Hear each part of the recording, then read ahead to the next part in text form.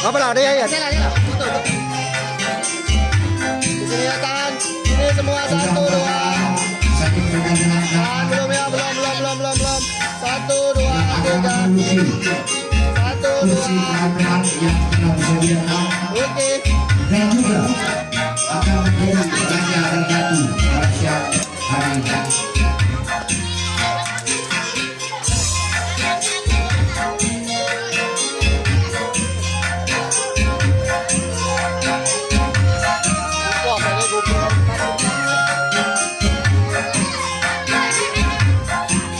Saudara perempuan ini yang bernama Yeyen yang dilahirkan pada tanggal 10 Juni 1998, yaitu buah hati dari Bapak Pasangan Muda dan Ibu Suwati.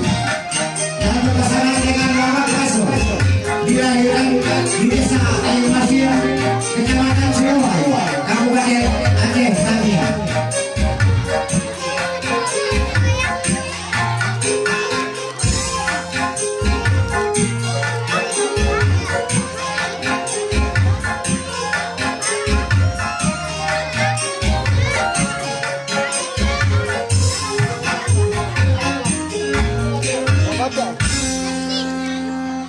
Ya, baiklah Bapak Ibu, kami